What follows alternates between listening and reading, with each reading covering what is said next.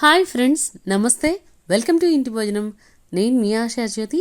ఈరోజు వీడియోలో tea lovers కోసం మసాలా టీని ఏ విధంగా తయారు చేసుకోవాలో చూపించబోతున్నానండి. రంగు, రుచి, వాసనతో ఉండే ఈ టీని కొత్తగా టీ పెట్టడం నేర్చుకునే వాళ్ళు కూడా ట్రై చేసేయచ్చు. అలాగే స్పెషల్ డేస్లో కూడా రొటీన్ టీకి బదులుగా ప్రిపేర్ చేసేసుకోవచ్చు. ముందుగా స్టవ్ వెలిగించుకొని ఒక గిన్నెలో పాలను కాచుకోవాలి. ఇలా పాలను కాచుకున్న తర్వాత టీని తయారు చేసుకుంటే చాలా టేస్టీగా వస్తాయండి. పాల గిన్నెను దించేసేసి టీ గిన్నెను స్టవ్ మీద పెట్టుకొని దానిలోకి ఒక టీ గ్లాసులు నీళ్ళని పోసుకోవాలి.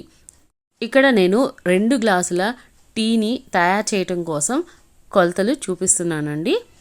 ఈ కొలతలతోటి టీ పెట్టినట్లయితే ఎగ్జాక్ట్గా టీ స్టాల్ టీని మీరు ఇంట్లోనే తయారు చేసేస్తారు. ఈ 1 గ్లాసు నీటిని తెల్లగాచుకున్న తర్వాత దీనిలోకి 1/2 ఇంచు అల్లం ముక్కని తొక్క తీసేసి బాగా దంచుకొని వేసుకోవాలి. తర్వాత 2 యాలకులను దంచుకొని వేయాలి.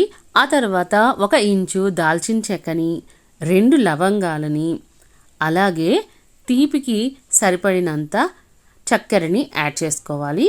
ఇక్కడ 2 టేబుల్ స్పూన్ల చక్కెరని కలుపుతున్నాను. ఈ చక్కెర అంతా కరిగిపోయేంత వరకు ఈ నీటిని కాచుకోవాలి. అప్పుడు మాత్రమే మనకి టీ మంచి రంగుతోటి వస్తుంది.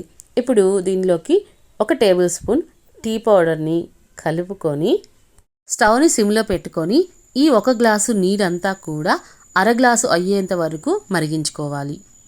ఇలా మరిగిన నీటిలోకి ముందుగా కాచి పెట్టుకున్న 2 గ్లాసుల పాలను మీగడతో సహా పోసుకోవాలండి.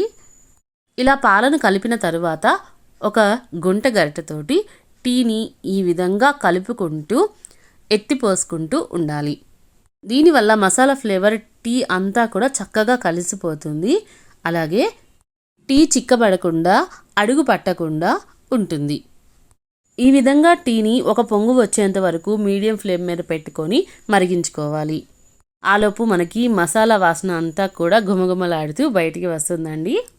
ఈ స్టేజీలో 1 టేబుల్ స్పూన్ వరకు ఎండిన గులాబీ రేకుల్ని కలిపినట్లయితే టీకి మంచి అరోమా అనేది వస్తుంది.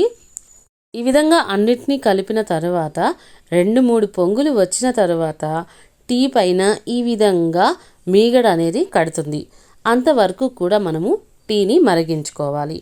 ఆ తర్వాత స్టవ్ ఆఫ్ చేసేసుకొని టీ స్ట్రైనర్లో దీన్ని వడకట్టేసేసుకొని టీ గ్లాస్లోకి పోసే ముందర 2 గ్లాసులతోటి టీని అటు ఇటు తిరగగొట్టుకున్నట్లయితే చక్కని నురగతోటి చిక్కని టీ అనేది రెడీ అయిపోయింది.